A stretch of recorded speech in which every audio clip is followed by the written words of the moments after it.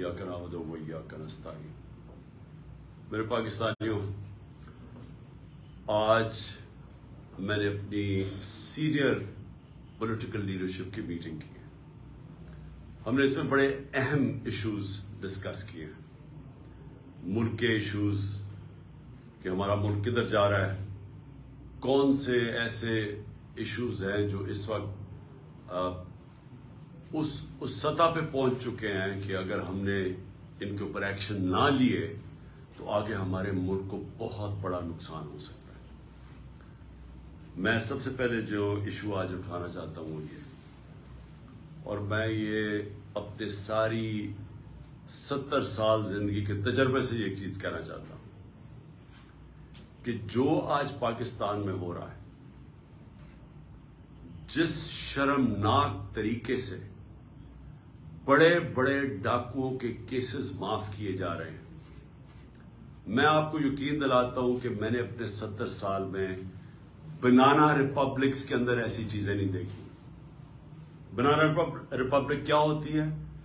बनाना Republic वो होती है जिधर जंगल का कानून होता है, जिधर जिसकी लाठी उसकी भैंस होती है, जिधर ताकत की हुक्मरानी होती है, जिधर इंसाफ नहीं होता, जिधर रूल ऑफ लॉ नहीं होता। और आज क्योंकि मैं अपनी कौम की तरबियत भी करना चाहता हूं, मैं अपने नौजवानों की, इस मुल्क की 66% जो आबादी है वो 28 साल की उम्र से कम है, तो मैं उनको खास तौर पर मुखातिब हूं कि देखिए मेरे नौजवानों, कोई मुझे दुनिया में आज मुल्क बता दें जिस मुल्क के अंदर रूल ऑफ लॉ ना हो और वो खुशहाल हो, और कोई मुझे ऐसा मुल्क बता दे जिधर इंसाफ और कानून की हुक्मरानी हो और वो गरीब हो। ये आपको कहीं दुनिया में नहीं मिलेगा। जिन जिन दुनिया के ममालिक के अंदर ताकतवर के मुजरमों के लिए एक कानून, जिस तरह मेरे नबी सल्लल्लाहु अलैहि वसल्लम ने कहा था कि जब ताकतवर चोरी करे तो उसको पकड़ो ना, उसको एनआरओ दे दो, और सिर्फ कमजोर गरीब लोगों को, चोरों को जेलों में डालो, वो मुल्क तबाह हो जाते हैं। हम तबाही के किनारे के ऊपर खड़े हैं। मैं आज सिर्फ यही नहीं कि हमारी माइशत बिल्कुल तबाही की तरफ जा रही है, इस माइशत तबाही की तरफ जा ही इसलिए रही है कि हमारे मुल्क के अंदर इंसाफ नहीं है। और इंसाफ यानी मैंने अपनी जिंदगी के अंदर इस तरह का जुल्म नहीं देखा जो आज हो रहा है। चुन चुन के इस मुल्क के बड़े बड़े डाकू जो इस मुल्क में भागे हुए थे, मफरूर थे, क्योंकि उनके ऊपर करप्शन केसेस लगे हुए थे, आज वो सारे बारी बारी वापस आ रहे हैं और उनके सारे केसेस खत्म हो रहे हैं। एक तरफ जेल भरे हुए बेचारे गरीब लोगों से, चोरों से, छोटी छोटी चोरियों पे जो जेल में, आजकल की महंगाई में बुरे हालात, बेरोजगारी, एक्सक्यूज मी, बेरोजगारी, महंगाई, चीजें दिन ब दिन महंगी हो रही हैं, खाने पीने की चीजें, वो बेचारे चोरी करते हैं, छोटी चोरी करते हैं तो जेलों में चले जाते हैं। और वो लोग जिन्होंने दोनों हाथों से 30 साल से इस मुल्क को लूटा है, ये जो दो बड़े खानदान जिन्होंने, जिनकी चोरियों के ऊपर किताबें लिखी हुई हैं, एक रेमंड बेकर की किताब है the way of the world, ये जरदारी और शरीफ खानदान के ऊपर पूरा चैप्टर लिखा हुआ है इनकी चोरी के ऊपर, कि मुल्क का करप्शन होती है, मुल्क का पैसा चोरी करने, इनकी करप्शन पे मुल्क का जो इन्होंने पैसा चोरी किया वो किताब उनकी किताब में है। और अगर ये गलत उन्होंने लिखा तो जाके उनके ऊपर सू करें, जिस तरह मैं ये जियो और जियो ग्रुप को सू कर रहा हूं, दुबई के अंदर भी कर रहा हूं, अमेरिका में भी कर रहा हूं और बरतानिया में भी कर रहा हूं, क्योंकि वहां के कानून ऐसे हैं कि आप अगर किसी के ऊपर गलत चीज करें, गलत बयानी करें, वहां तो वो बड़े स्ट्रिक्ट, जिसमें वो बिलावल भुट्टो की वालदा बता रही हैं कि कितने दुनिया के अंदर बाहर के मुल्कों में इनके बैंक अकाउंट्स हैं, वो उस किताब में लिखा हुआ है। BBC کی ڈاکیومنٹریز بنی ہوئی ہیں. BBC نے ڈاکیومنٹریز بنائی ہیں شریف خاندان اور زرداری خاندان کی چوری کے اوپر. تو ان کو ساروں کو پاک کیا جا رہا ہے. NRO 2 دے کے NRO جنرل مشرف نے دیا تھا. 4 گنا پاکستان کے قرضے بڑھے تھے NRO 1 کے بعد. لوٹ مار ہوئی تھی. ہم نے اٹھایا تھا وہ بینکرپٹ ملک جو 2018 کو ہمیں ملا تھا کہ جب دیوالیہ نکلا ہوا تھا. اور یہ اب NRO 2 جنرل باجوہ نے دیا ان کو کہ یہ آپ آئے ہیں سارے پاک ہو کے اور آہستہ آہستہ ان کے سارے کرپشن کیسز ختم ہو رہے ہیں. اور ایک ایک یعنی قانون بنائے ہیں انہوں نے نیب امینڈمنٹس میں کہ ایک ایک کی کرپشن معاف ہو رہی ہے. اور افسوس کی بات یہ ہے کہ سلمان شہباز واپس آتا ہے, ہار پہنائے جاتے ہیں اس کو, اور اس کے بعد وہ پوری پریس کانفرنس کرتا ہے کہ کتنا ظلم ہو گیا سلمان شہباز سے. پہلے تو یہ بتاؤ سلمان شہباز کہ آپ کی رمضان شوگر مل کے اندر نوکروں کے پاس 16 ارب روپے 1600 کروڑ روپیہ کیسے ان کے بینک اکاؤنٹس میں آ گیا تھا. پھر اگلا جواب دو کہ 4 وہ مارے گئے, 4 آپ کے گواہ ہارٹ اٹیک سے مرے ہیں, اور جو انویسٹیگیٹ کر رہا تھا ڈاکٹر رضوان وہ بھی ہارٹ اٹیک سے مرا ہے. ایک نیٹ فلکس کے اوپر پروگرام دیکھ لیں, اس میں بتایا گیا ہے کہ یہ کیسے ایک نرس نے کتنے لوگوں کا قتل ان کو مارا تھا جو ہاسپٹل میں تھے. کیسے مارا تھا؟ وہ صرف انسولین انجیکٹ کرتے تھے ان کے اندر, انسولین انجیکٹ کرتے تھے اور اس سے ہارٹ اٹیک ہو جاتا تھا اور پتہ بھی نہیں چلتا تھا. تو کبھی کسی نے کوشش تو کرے کہ ایک دم یہ سارے لوگوں کو ہارٹ اٹیک کیسے ہو گئے, اور جب وہ مر گئے سارے تو یہ واپس آ گئے اور واپس آ کے کہتے ہیں جی بہت بڑا یہ بے قصور آدمی ہے. اس کے علاوہ اسحاق ڈار بھی صاف ہو گیا. اسحاق ڈار نے $5 ملین کا جب نیب نے پوچھا کہ جناب اپنے بچوں کو $5 ملین بھیجیں, کدھر سے آیا پیسہ؟ کہتا جی دبئی کے شیخ نے میں نے اس کا یہ کام کیا تھا, اس نے دیا. انہوں نے کہا اچھا جناب رسید بتاتے کہ کس نے پیسہ دیا. جیسے انہوں نے رسید مانگی پرائم منسٹر کے جہاز میں بیٹھ کے ملک سے باہر بھاگ گیا. اور یہ شریف خاندان کا یہ جو بڑے بڑے انکشاف ہوا تھا ان کی ایونز فیلڈز اپارٹمنٹ جو بے فیئر کے اندر ان کے 4 سب سے لندن کے مہنگے علاقے میں جدھر یہ رہتے ہیں, تو آج تک ایک نہیں چیز بتا سکے کہ پیسہ سورس آف انکم کدھر سے آئی تھی. اور اسی طرح مجھے افسوس سے کہنا پڑتا ہے کہ آج آصف زرداری کی بہن, وہ سارے اگر سندھ کے اندر جا کے پوچھ لیں کہ وہ جدھر بھی کٹ آتا ہے وہ کدھر جاتا ہے, وہ زرداری مافیا کے پاس جاتا ہے. تو وہ بھی معاف ہو گیا, زرداری بھی معاف, تو یہ سب بچ جائیں گے. اور میں یہ اپنی قوم کو یہ آج بتانا چاہتا ہوں کہ میں آپ سے نہیں 26 سال سے یہ چیزیں کہہ رہا تھا. 26 سال سے میں کہتا جا رہا تھا کہ کیونکہ پاکستان میں قانون کی حکمرانی نہیں ہے اس لیے کرپشن ہے, کیونکہ قانون کی حکمرانی نہیں ہے اس لیے قبضہ گروپ ہے. کیوں نہیں امریکہ میں قبضہ گروپ, کیوں نہیں یورپ میں قبضہ گروپ, کیوں نہیں لندن میں کسی کے جو بیچارے آپ کے پاکستانی محنت کرتے ہیں ان کی زمینوں پہ کیوں نہیں قبضے ہوتے؟ پاکستان میں آتے ہیں تو کیوں ہوتے ہیں؟ کیونکہ یہاں طاقت کی حکمرانی ہے. اور یہ ہے جنگ ہماری قوم کے لیے. نوجوانوں یہ جنگ ہم لڑ رہے ہیں, انصاف کی تحریک. اب میں دوسرے پہلو پہ آتا ہوں, معیشت کے اوپر. میں نے اس کو پچھلے 2 دن بھی بات کی ہے. میں صرف یہ پھر سے اپنی قوم کو آج کہنا چاہتا ہوں کہ کوئی بھی معیشت کو سمجھتا ہے, سب سے پہلا اصول معیشت کا کیا ہے کہ سیاسی استحکام ہو, پولیٹیکل سٹیبلٹی ہو. معیشت کبھی بھی اس معاشرے میں نہیں چل سکتی جب لوگوں کو, میں اگر انویسٹر ہوں, میں بزنس مین ہوں, جب مجھے یہی اعتماد نہ ہو کہ میں آج پیسہ لگاتا ہوں تو کل کیا ہوگا, مہینے کے بعد کیا ہوگا, 6 مہینے کے بعد کیا ہوگا. انسرٹنٹی جب ہوگی معاشرے میں, کبھی بھی اس معاشرے کے اندر سرمایہ کاری نہیں آتی.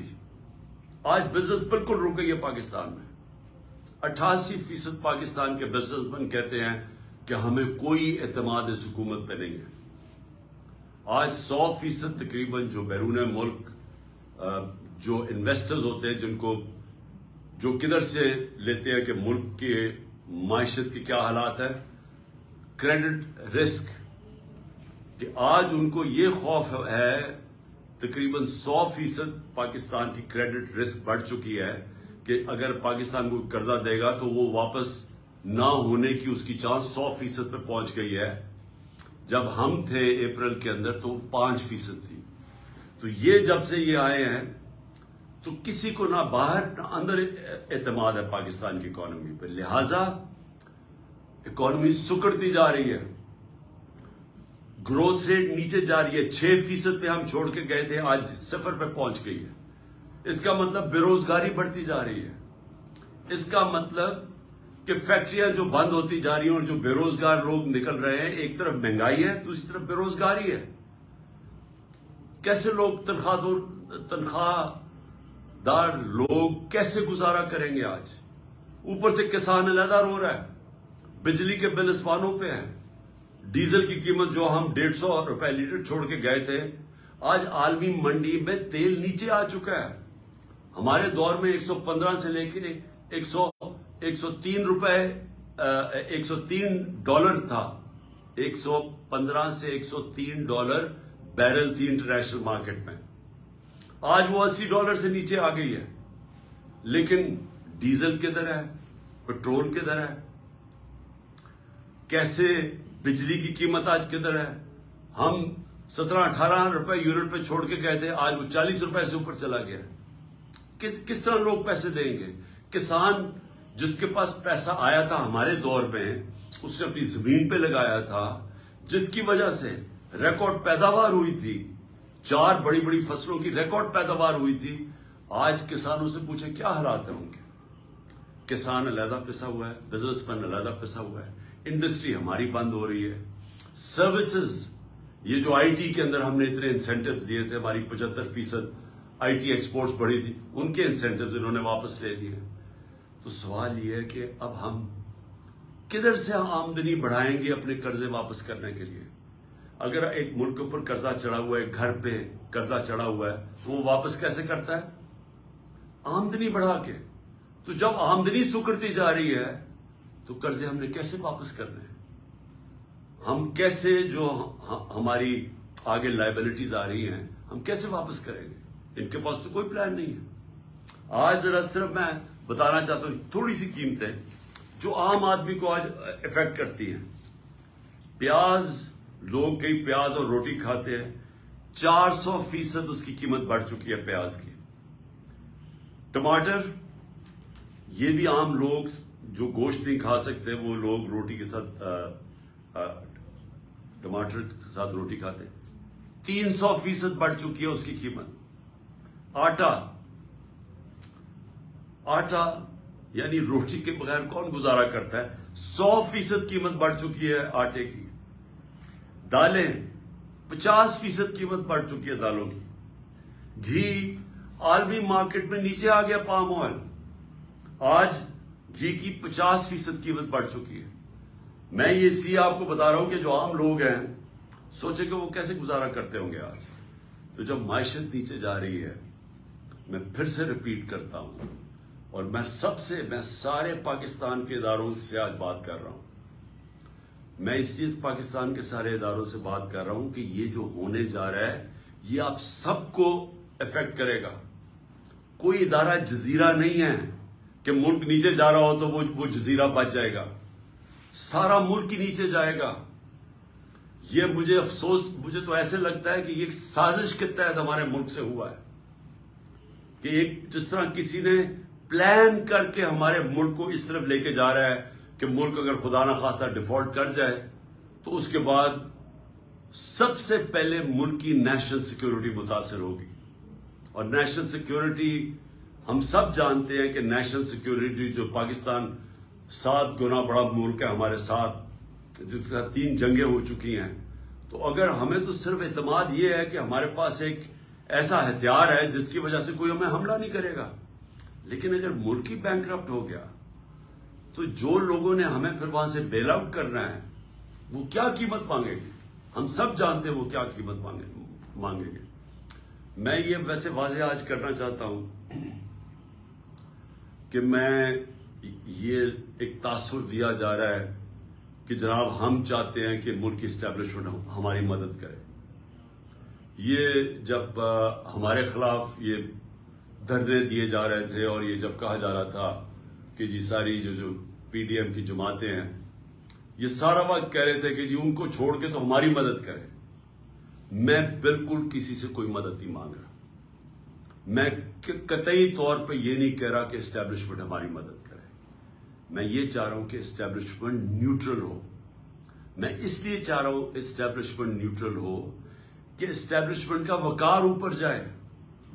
جنرل باجوہ کے دور کے اندر فاصلہ عوام اور اسٹیبلشمنٹ کے بیچ میں فاصلے بڑھ گئے. یہ ہمارے ملک کا نقصان ہے. اس ملک کو ایک مضبوط فوج کے ادارے کی ضرورت ہے. میں ایک آزاد آدمی ہوں, ایک آزاد ملک میں رہنا چاہتا ہوں. میں کسی صورت یہ نہیں چاہتا کہ ہماری فوج کمزور ہو اور ہماری آزادی چلی جائے. اس لیے یہ پاکستان کے انٹرسٹ میں ہے کہ ہمارا فوج کا ادارہ مضبوط ہو. مضبوط وہ تب ہوگا جب وہ نیوٹرل ہو, وہ مداخلت نہ کرے. جو جنرل باجوہ کے دور کے اندر جس طرح کے بے دردی سے انہوں نے ہماری پالیٹکس کے اندر جس طرح انہوں نے کیا, میں آپ کو کہتا ہوں کہ میں نے اپنی زندگی میں جس طرح کی کھلی دشمنی ہمارے ساتھ کی گئی ان 7 مہینوں کے اندر میں نے کبھی یہ نہیں دیکھا. جس طرح جو ہماری حمایت کرتا تھا, میڈیا کرتا تھا, اس کے خلاف ایکشن, ہمارے لوگوں کے اوپر دھمکیاں علیحدہ, گمنام نمبر سے ٹیلی فون آ رہے ہیں اور دھمکیاں دیے جا رہے ہیں کہ عمران خان کو علیحدہ چھوڑو. میرے خلاف سٹیٹمنٹس لینے کی کوشش کی, لوگوں کو کہا کہ عمران خان کے خلاف سٹیٹمنٹ دو. یہ جو سارا توشہ خانہ کیس ہے اس کے پیچھے کون تھا؟ کون ان کو پکڑ کے یہ لوگوں سے سٹیٹمنٹس دلوا رہا تھا؟ اور اس کے علاوہ جو ارشد شریف سے ہوا, جو اعظم سواتی سے ہوا اور ہو رہا ہے, جو شہباز گل سے ہوا, جو جمیل فاروقی سے ہوا, صرف اس لیے کہ وہ ہمارے حق میں سٹیٹمنٹس دے رہا تھا, جو ٹی وی چینل سے کیا گیا. کبھی میں نے آپ کو بتایا کہ میں نے جنرل مشرف کے مارشل لاء کی میں سخت خلاف تھا اور انہوں نے میں نے جیل گیا ان کے دور میں.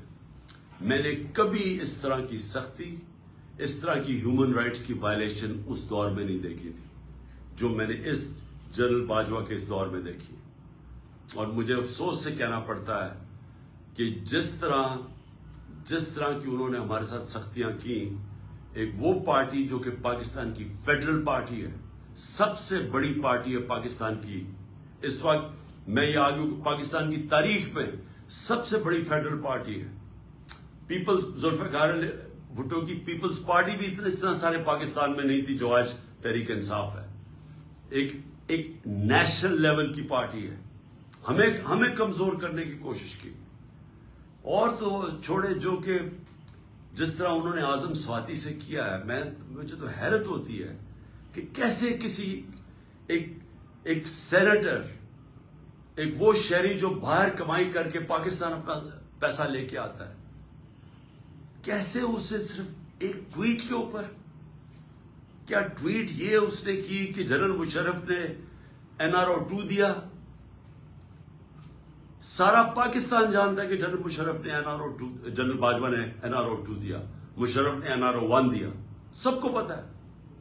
ہمیں کئی دفعہ انہوں نے کہا جب ہم گورنمنٹ میں تھے کہ جی چھوڑ دیں احتساب کو, چھوڑ دیں اقتصادیات کے اوپر کانسنٹریٹ کرو, اکانومی پہ کانسنٹریٹ کریں, احتساب کو بھول جائیں.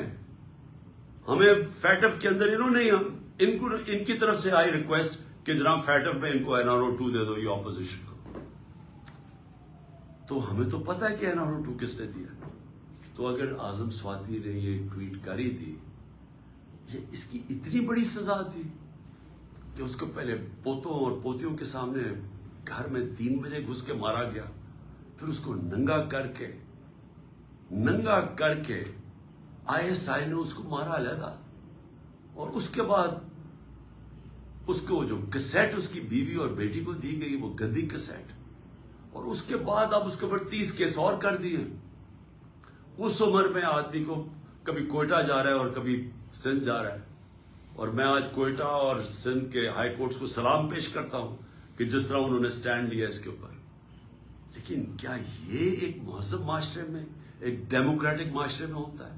یہ تو ڈکٹیٹرشپ میں بھی اتنا برے حالات نہیں تھے. اور اس کے بعد شہباز گل، اس کے اوپر 8 کیس اور کر دیے.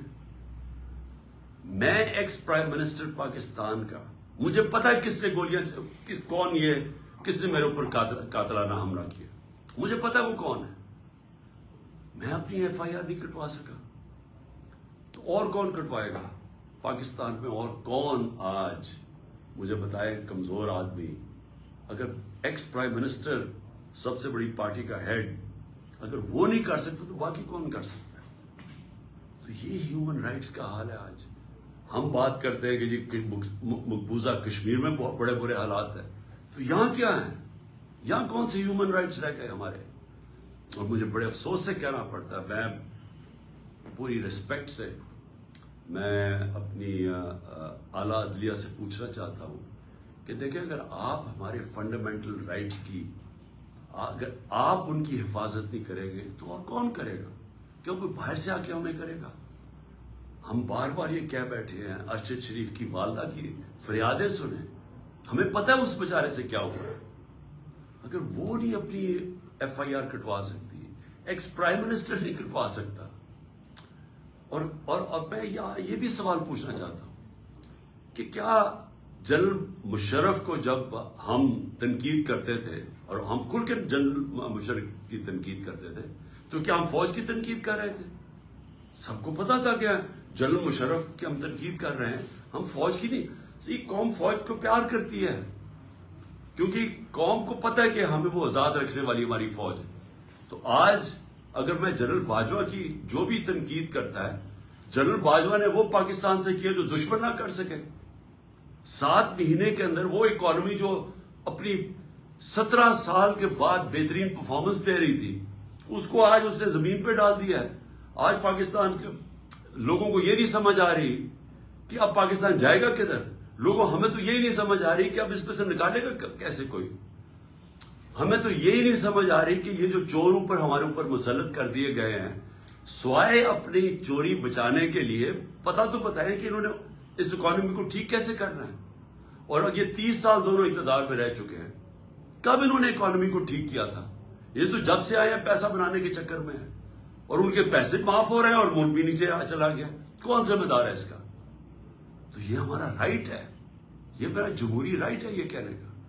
اور میں آپ کو پھر سے یہ کہہ دوں کہ میں یہ باتیں اس وجہ سے، یہ قاتلانہ حملہ میرے اوپر ہوا تھا میرا منہ بند کرنے کے لیے.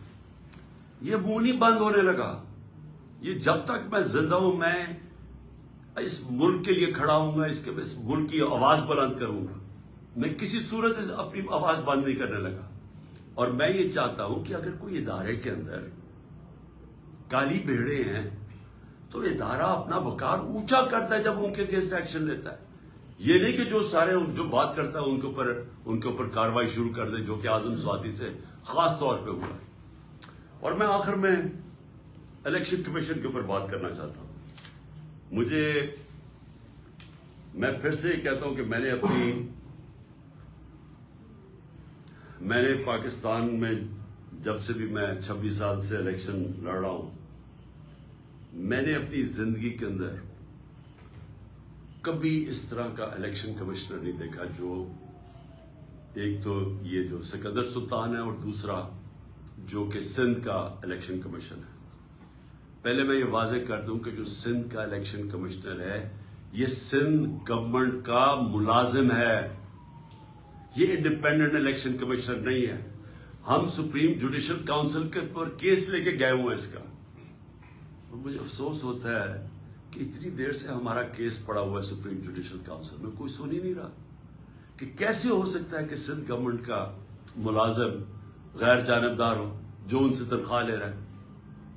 اور جو اس نے کیا ہے چیف الیکشن کمشنر نے، سوائے اس کے اس کا 1 پوائنٹ ایجنڈا ہے کہ عمران خان کو ڈسکوالیفائی کیسے کرنا ہے. توشہ خانہ کا کیس اس نے پکڑا ہوا ہے. جس وقت بھی یہ کیس عدالت میں جائے گا اس کے ہاتھ سے نکلے گا. میں آج رائٹنگ میں اس قوم کو دیتا ہوں, ہر چیز اخلاقی طور پہ اور قانونی طور پہ اس میں جائز میں نے کی ہے. اور دوسرا فورن فنڈنگ کیس, جس وقت بھی اس کے اوپر تحقیقات ہوں گی یہ واضح ہو جائے گا کہ تحریک انصاف واحد پارٹی ہے جس نے صحیح معنی میں پولیٹیکل فنڈ ریزنگ کی ہے. سپریم کورٹ نے بھی 2018 میں کہا ہوا ہے اس کو, الیکشن کمیشن کو, پھر سے ہائی کورٹ میں بھی کہا ہوا ہے کہ جو فنڈنگ کیس ہیں تینوں parties, Peoples Party, P M L N اور تحریک انصاف کی اکٹھی سنی جائے. 4 سال ہو گئے ہیں تحریک انصاف کو کٹہرے پہ کھڑا کیا ہوا ہے اور ان دو پارٹیز کے کیسز نہیں سنتا. کیسز اس لیے نہیں سنتا کہ جب یہ کیس آپ قوم کے سامنے آئیں گے تو آپ کو پتا چلے گا کہ ان پارٹیز کا کوئی طریقہ ہی نہیں ہے فنڈ ریزنگ کا. یہ فنڈز کیسے اکٹھے کرتے ہیں, یہ بڑے بڑے نامور, اور میں وہ بزنس مین بھی جانتا ہوں جو بڑے بڑے جن کو یہ پہلے مل کے ان کے ساتھ ان کے بزنس پارٹنر ہی ہوتے ہیں, ان کو پیسہ بنا کے دیتے ہیں, پھر الیکشن آتا تو ان سے بڑے بڑے اربوں روپیہ لے لیتے ہیں. یہ ہے ان کی فنڈ ریزنگ.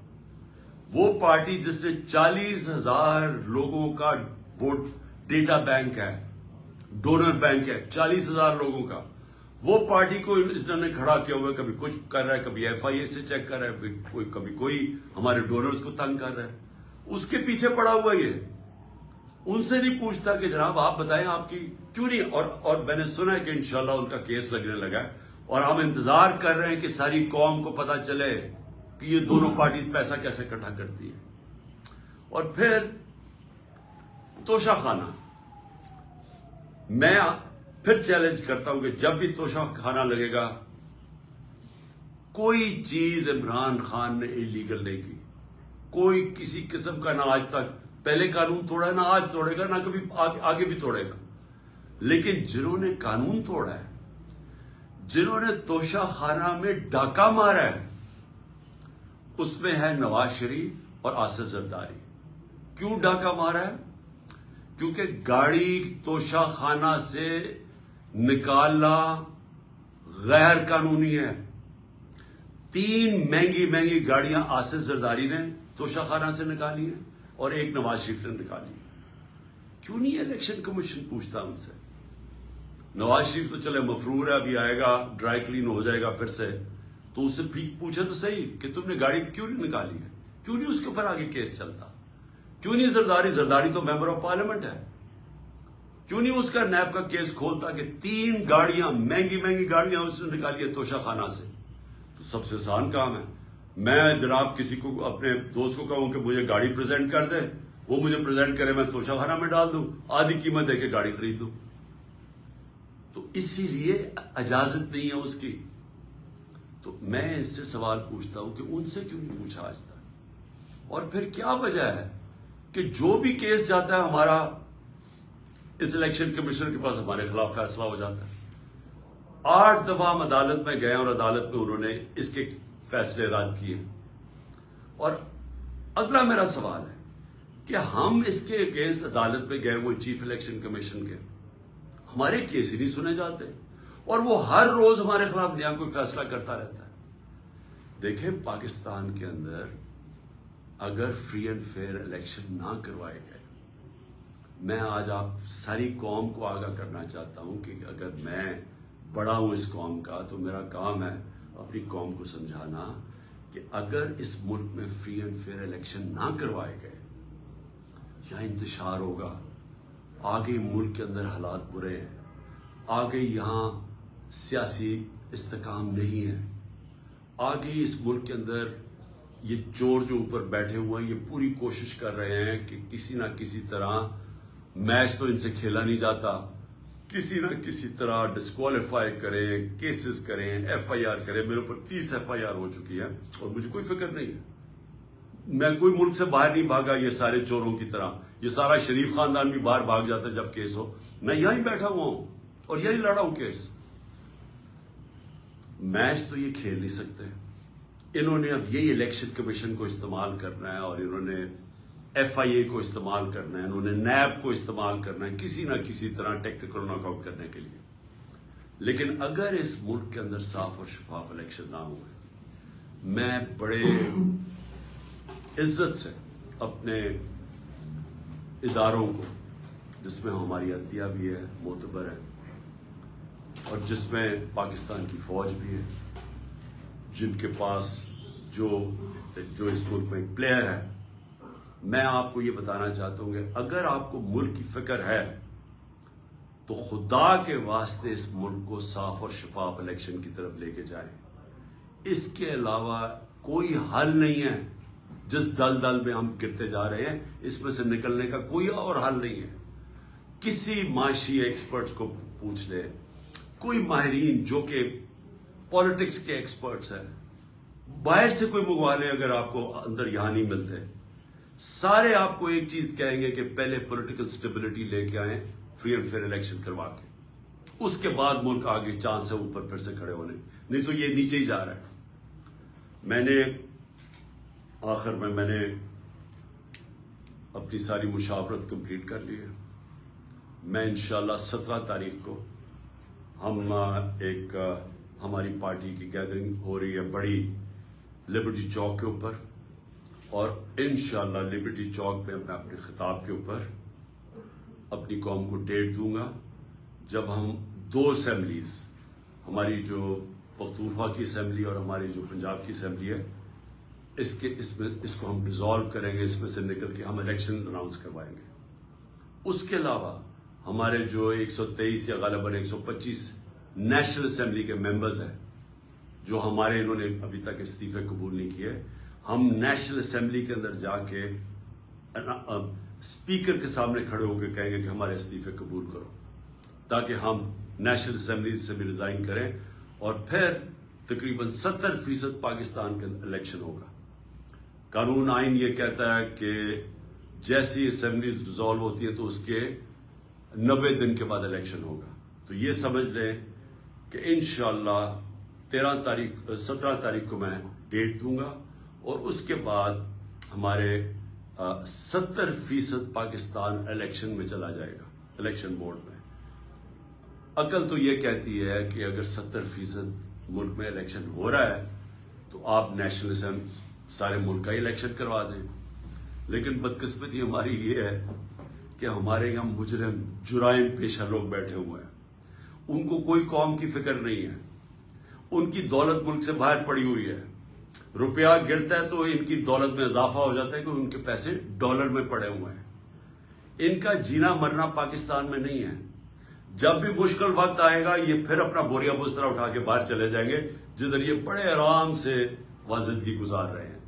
ان کا صرف مقصد یہ ہے کہ ان کے کرپشن کیسز معاف ہوں, تاکہ ان کی سلیٹ جیسے جنرل مشرف نے صاف کی تھی, اب یہ جناب جنرل باجوہ کی بدولت ان کی سلیٹ صاف ہوگی, اور اس کے بعد پھر سے یہ امید لگا کے بیٹھے ہوئے ہیں کہ راؤنڈ 3 آئے گا ان کا ملک کو لوٹنے کے لیے. تو اس لیے ان کو کوئی انٹرسٹ نہیں ہے الیکشن کروانے کا. ان کو ڈر لگا ہوا ہے کہ الیکشن کروانا یہ ہار جائیں گے اور پھر سے ان کے کرپشن کیسز سامنے آ جائیں گے. اس لیے ان کا انٹرسٹ اور پاکستان کا انٹرسٹ مختلف ہے, اپوزنگ اینڈز کے اوپر ہے. قوم کا انٹرسٹ اس وقت یہ ہے کہ ملک میں فوری طور پہ الیکشنز کروائے جائیں, اور انشاءاللہ 17 تاریخ کو لبرٹی چوک جدھر ہماری گیدرنگ ہوگی, میں انشاءاللہ آپ کو وہ ڈیٹ دوں گا جس دن ہم اپنی 2 اسمبلیوں سے نکل جائیں گے. پاکستان زندہ باد.